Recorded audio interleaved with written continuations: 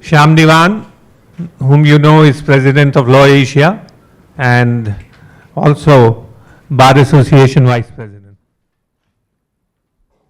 Hi, good evening everybody.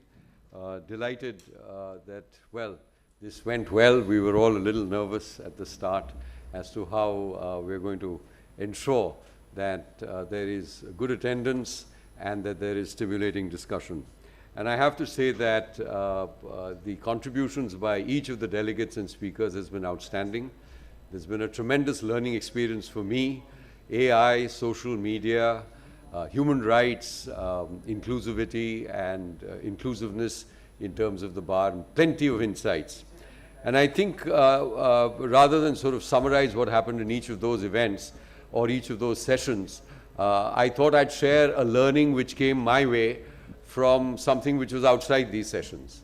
And it was during a bilateral meeting between the Bar Association of India and the Advocates Association of Mongolia.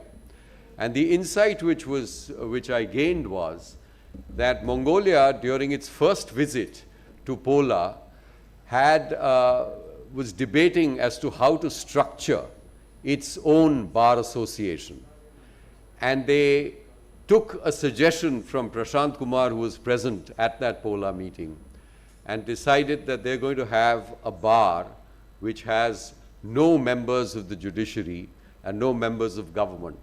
And they reported back saying that that was an extremely wise decision which they took in terms of structure.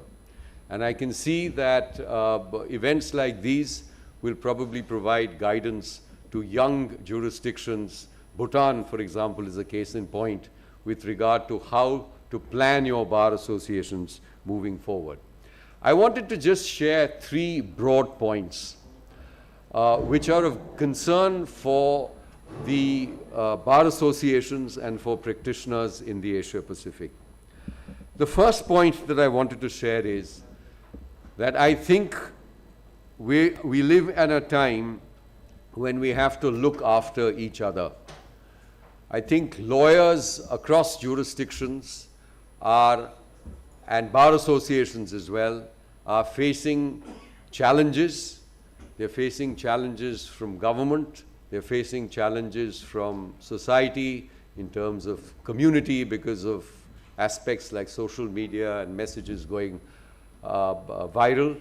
So I think we need to really be alert and aware of what is happening to members and our colleagues in other jurisdictions.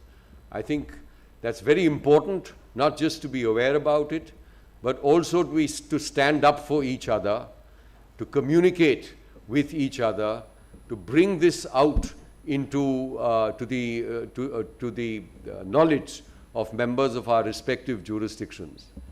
And it's been my experience that lawyers who are facing stress and who are facing extreme conditions, including detention in other jurisdictions, really value the voice of lawyers from other jurisdictions who have the capacity and the ability to speak. So I urge each one of you to please consider this, to please take this home, and to please come back to us in terms of whether it is the POLA platform, whether it's the Law Asia platform, to build something by which we have a stronger network. We have reports for the moment which have come in recently, and here I sort of wear my Law Asia hat, but you know, there are precedents of associations of the Asia Pacific here. Complaints coming out from Fiji, complaints coming out of stress in Azerbaijan, problems which are occurring at home here in India, where we had the Enforcement Directorate a few months ago summoning very, very senior lawyers, including a vice president of the Bar, a former vice president of the Bar Association of India, Mr. Arvind Datar. I think we need to be really alert about this. And I recognize, for example, that there are statements which are coming out from many of your associations. I applaud you for that, and I really request a greater exchange of not just information, but probably ideas on how to set up a network to respond In Bangladesh, for example, we're just not able to get authentic information out of Bangladesh. There are something like 40 plus prosecutors who post last August have been, they reported to the police, they've all been arrested and they are not getting bail, and we are finding it very difficult to get authentic information with regard to this, to members of the legal community. The second point which I thought I should just make, and this is a very emergent issue as well, that apart from looking after and looking out for lawyers in other jurisdictions, I think we have to look after lawyers within our own jurisdictions, and the space I identify here is the mental health space. We've just had a very successful webinar on the Law Asia platform. It's recorded, it's available for everyone to see. But I urge you to look at this, because some of the issues which came up during the deliberations of the last couple of days were, mental health related. The stress in our profession is enormous. Young lawyers are finding it very problematic. And in this virtual space, young lawyers also have a need for mentors in person, which they find that in the new ecosystem, that, working from home, working virtually, that just might not happen. So let's look out for our own members within our jurisdictions, and in particularly this area of stress and mental health. My final point is forward-looking, and this has to do with a manual which Law Asia is about to publish and release. It's on the international right to remedy. One of the principal authors of that manual is way back there, Aparna T.S., and I acknowledge her contribution. The idea is to provide this manual to lawyers and bar associations across the world, and of course in the Asia Pacific, because as I see it, the Asia Pacific and bar associations here are really going to have to provide leadership. Leadership in many parts during this precarious moment in time, leadership from conventional bar associations is perhaps faltering. Maybe it's faltering for a long period, maybe it's going to falter, maybe they'll pick up themselves. But I think there's an enormous opportunity for this region to be the flag bearer and to hold up the standard as far as rule of law, independence of judiciary, and global standards on the topics which we discussed, including inclusivity. And here we have, of course, this international right to remedy manual, because what we occasionally find is that domestic remedies are just not adequate, and we therefore thought we'd put together this manual to distribute, because there are regional options you can go for. There are fora which are international, which are regional, which may not be within your jurisdiction, but bar associations can probably petition those. The next part is, I suspect, a bit lighter, in which probably Aparna can help me with. So my favorite cartoonist is Mario de Miranda, who was sort of based out of Mumbai and Goa. And if we could just run along, he was fabulous. So this was just something which we picked somewhere.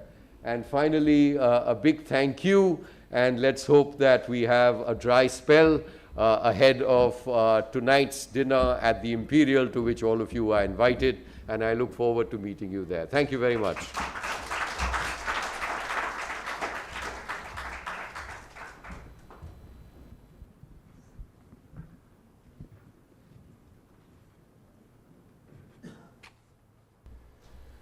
Thank you, Shyam.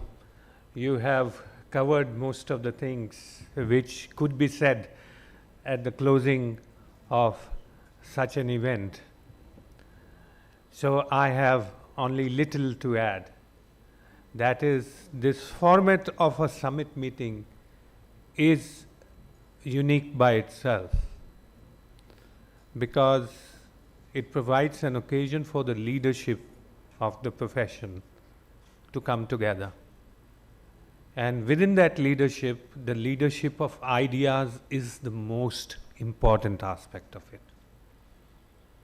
And here in this setting, we can discuss and develop those ideas without inhibitions, without restrictions, in an atmosphere of trust in each other, that whatever we express remains within the confines of what are our shared values and the information which we are able to get from each other on some very sensitive developments.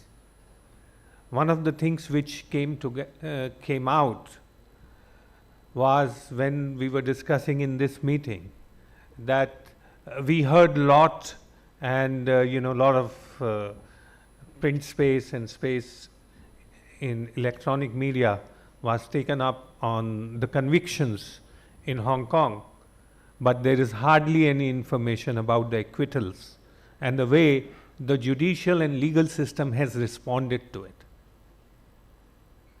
So that is something very, very important. It is not just the shortcomings which we need to highlight and strengthen our systems. We must ensure a steady flow of information of positive developments which boost each other, help boost each other, which strengthens our belief in the systems created around independent legal profession and independent judiciaries. It restores our trust, because as we see that economic competition, various issues impacting governance across the globe presents a bleak scenario.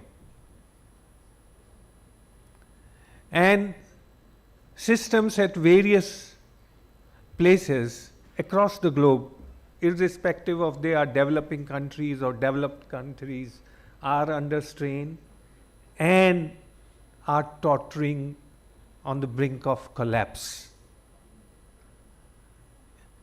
in many places. And that is where such stories, such experiences, such achievements of the legal systems which have stood their ground, which have upheld the values of judicial independence, protection of human rights, right to a fair trial, is very important. And I think because the popular media gets more traction when things are negative, there is hardly an audience for something which has happened good. So summits like POLA and its deliberations and these outcomes which are coming, which are positive in nature, must be shared actively. And one of my suggestions is that Hong Kong shares the judgment, and that judgment is then transmitted by Malaysia. We are going to exploit the facilitation center to the hilt by Malaysia and transmit it to us. We will share it with all the members. The other aspect of POLA summit is, and that is even for the observers to see, that we do not discriminate amongst each other on the basis of whether we have a partial democracy, full democracy, a closed system, or the profession is structured differently. We are able to work together. We are able to appreciate each other's constraints, each other's strengths, and find ways how to give strength to each other despite those limitations, because ultimately when you deal with organizations and members from a huge continent like Asia Pacific, where historic developments of past 200 years, or if you look at from colonial perspective, past 60, 70, 80 years, we are still in a transition phase. Many jurisdictions are still in experimental stages. Some have made a progress going forward steadily, some jurisdictions have faced breaks. But they are all part of one broad legal community. And we have been able to, and it is, as I said, that my first POLA was sitting on the side chair, way back, going back 2.5 decades. So my experience with this organization has been wonderful in the way we are able to blend everything, the way we are never confrontational, the way we are never censorious of anybody's limitation or conduct. We have been able to discuss it with a spirit of understanding and accommodation, but never even once lowering our guard on the basic values and tenets of fairness and justice and the rule of law.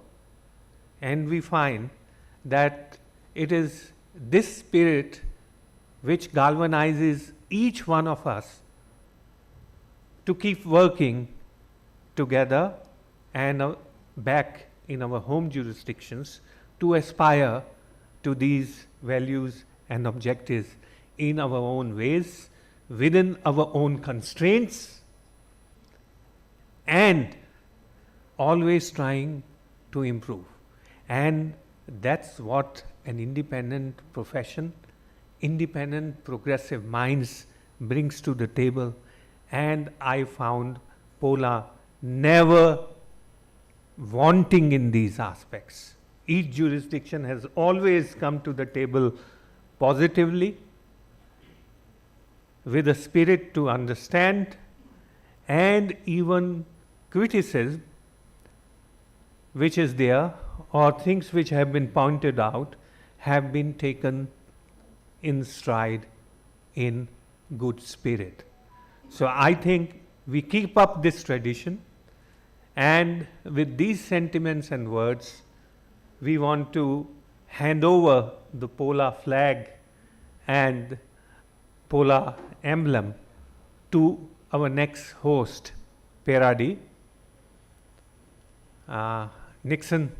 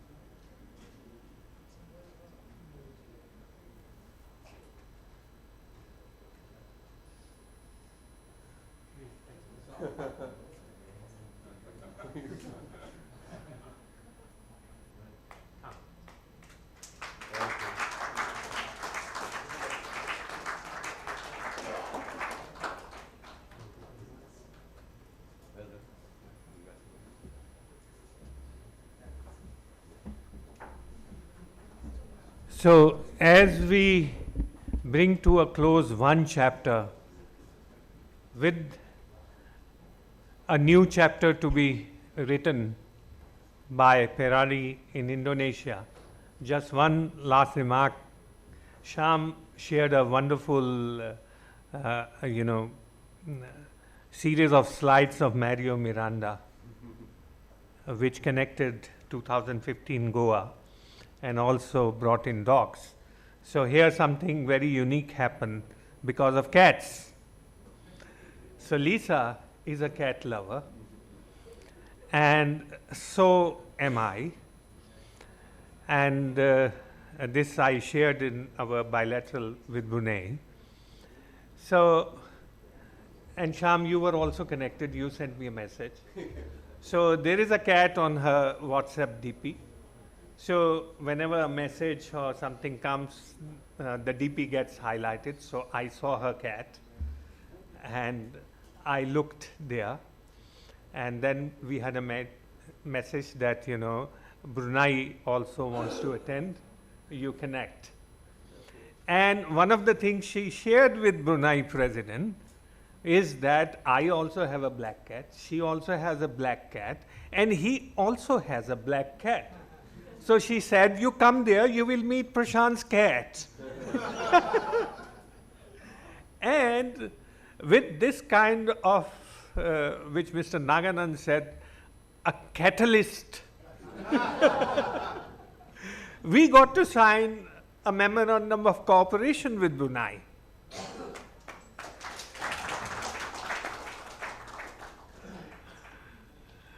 So, you know, that's how we connect.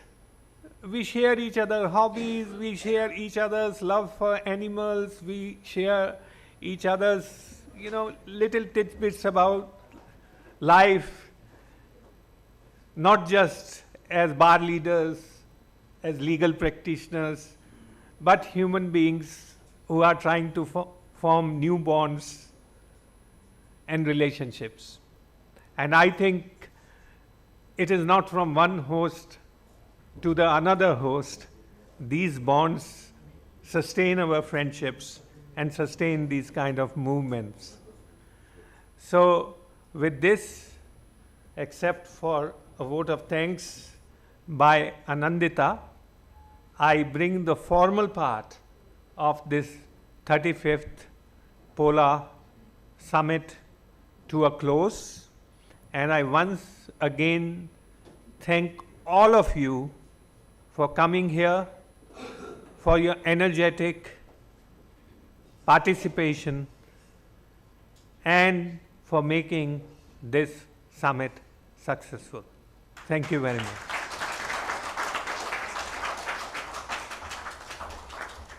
Thank you, President. Good evening. We are already at the closing has already been announced. We are at that stage where the curtains for the 35th POLA Summit is coming down, but it's time to raise curtain and cheer all those who stood behind to make this a success story. So here we are. To begin with, in the inaugural, we had Justice Vikram Nath from the Supreme Court of India, as well as the learned Attorney General for India as guest. We are extremely grateful to them for having accepted our invitation and be part of this summit. This event, as you all must have already realized, would not have been possible in the absence of these two actors, those who are sharing the dais with me. So here I have the President of the Bar Association of India, Mr. Prashant Kumar, and Mr. Shyam Diwan, Vice President, Bar Association of India, and President, Law Asia. It was just not imaginable for us to do it, but thanks to them that we could navigate, and now here we are.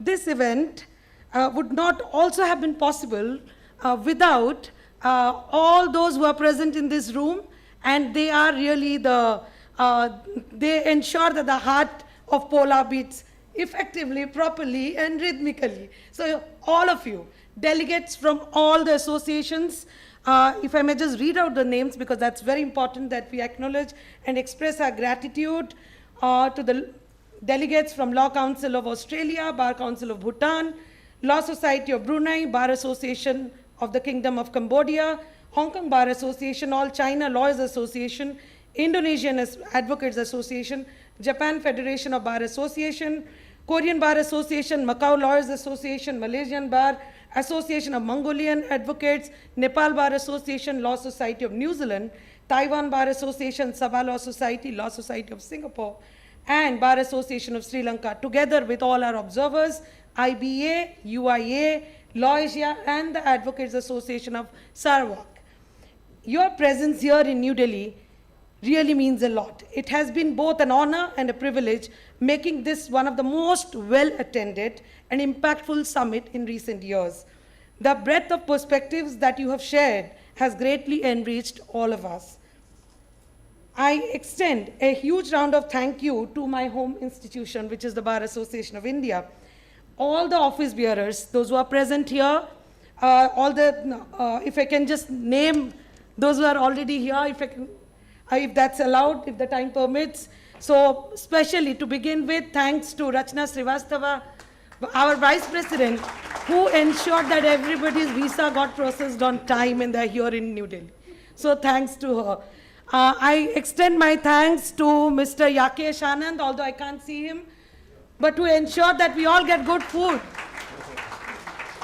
I also extend my thank you to Amulya Dhingra ji and young budding lawyer Aditya Dhingra for ensuring that all logistics are taken care of. Our future is in safe hands. I would also like to extend thank you to Naganan ji, Vidya Prakash Warunjikar ji, Nitin Thakkar ji, Mukesh Kumar ji, and am I leaving out anybody? Any bar association? And our treasurer, Maratha ji, without whose signing the checks, nothing would have been possible. I would also like to extend absolutely heartfelt thank you, and I genuinely mean it, to the office staff of Bar Association of India, Subodh Mishra, Roshan Kumar, Mahesh ji, and Rahul ji. Without their effort, which they have put in, they have worked 24/7. I remember sending them messages in midnight, they have responded, sending them messages 4 a.m. in the morning, responding to all the messages. So I think they have ensured that this program is a great success. I would also place on record the support that we have received from the offices of many of our office bearers. From Mr. Dhingra's office, we had their interns, Ashutosh, we also had Saleshwar Yadav helping us. We also had Mahesh Kumar and many others from many other offices helping us throughout, and Aparna, of course. How can I leave that? That would be a grave mistake on my part. And now, as we conclude, we carry with us not just new knowledge, but renewed connections and a shared commitment to collaborate across Asia-Pacific legal community and continue the conversation that we have just begun. And I don't have any cartoon to show or any cat stories to tell, but I have an activity, a small one, to ensure that the connections remain. So if I may request all of you to please, the first activity would be to join your hands like this. And the second one would be to turn to your right, if people are on the right. If no one on the right, then turn to your left and say thank you, because it was because of all of you that we are here.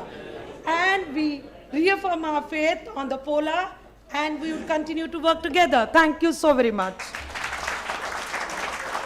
I now request all the bar leaders to kindly come over here for the group photograph.